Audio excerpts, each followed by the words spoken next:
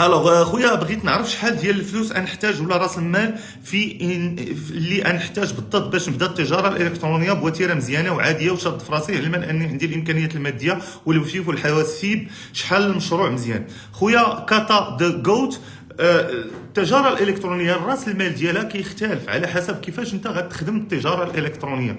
مثلا الناس اللي غيخدموا براند راه غتهضر البراند فاش، لان مثلا اللي غيدير براند في الجلد ماشي هو اللي غيدير براند في الكوسميتيك، ماشي هو اللي غيدير براند مثلا في دي برودوي اللي غيامبورتيهم من على برا. يعني هاد راس المال اخويا يتكيف مع كيفاش انت غتخدم التجاره الالكترونيه.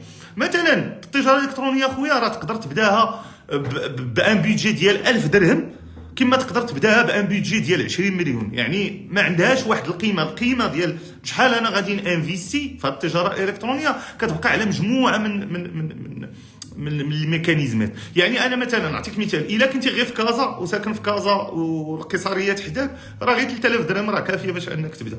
ما حدك تتبعد على كازا فين كاينه السلعه، هنا تيولي مشكل، لانه ما غاديش تلقى، يعني غادي خصك راس مال كبير باش انك تشري السلعه وانك تبيعها الى غير ذلك. وكما قلت لك فالراس المال راه تيختلف على حساب الموديل البيزنس موديل اللي غادي تخدم به التجاره الالكترونيه. كننصحك، وهاد الهضره راه قلتها الاخوان، قلتها في 2019 وقلتها في 2018، وهانتم وقفتوا عليها واللي ما وقفش عليها وراه انتم شاهدين.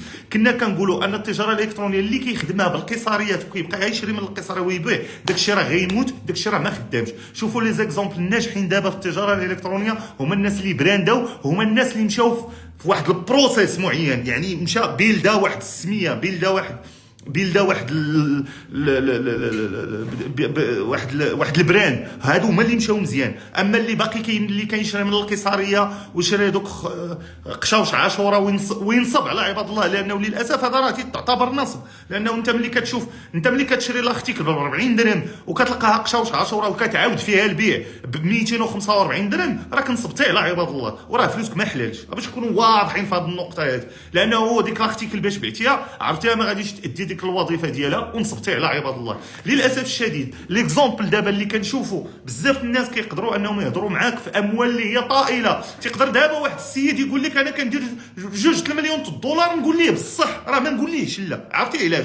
لانه كيبيع دي برودوي اللي تيكذب فيهم على عباد الله. شوفوا دابا اللي ادسيت اللي كيديروا الناس، كيبقاو تيجيبوا شي مؤثر ولا كيخدموا بالذكاء الاصطناعي وتيجي تيحلف تيقول لك هذا البرودوي هذا اللي درتيه في عينيك تولي تشوف مزيان، الا درتيه في ودنيك تولي كتسمع مزيان. وكنصبوا على الناس والناس كيشريوا هذوك البرودويات، وهذوك البرودويات بلا علاقه وما كيديروا. بل المشكل انهم كيسبوا في كوارث صحيه وتنصبوا على عباد الله، وفي الاخر تيجي تيقول لك 2 مليون الدولار خذ منها واحد 10% هي ديالو، غير على هذوك اللي كينصبوا على عباد الله كيبيعوا السلعه وكاع ما تصيفطوهاش للناس. وملي يجي يهضر راه يقول لك، ملي تجي تشوفوا كيفاش تيخدم. وفي هذا المثال اللي عطيتكم بزاف الناس كيديروا هادشي، فلوسهم ماشي حلال. للاسف الشديد التجاره الالكترونيه في المغرب باش تلقى ناس اللي خدامين بالحلال وخدامين بطريقه اللي ما فيها لا نصب راه قليل بزاف.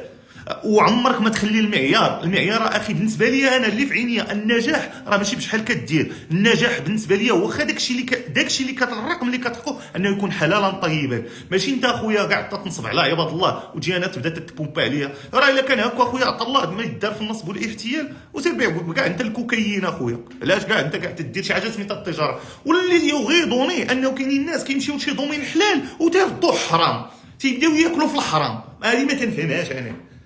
الدومين تعلمتي حاجه في الحلال ايوا خدم فيها حلال، علاش تخدمها حرام؟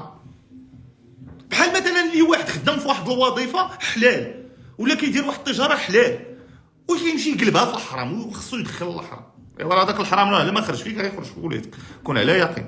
ومن الاحسن لك تخدم في الحرام ما تزوجش. انا نقول لك علاه، غتولد ولادك كبتك، راه تتولي كبتك الا كنتي اب، حيت راه كاينين شي وحدين والله الا عندهم الاولاد يا ما عندهم الكبده عليهم. الا كنتي اب راه هذيك الكبده راه تقول تجي فيا وما تجيش في ولادي. وان الله يمهل ولا يهمل. عقل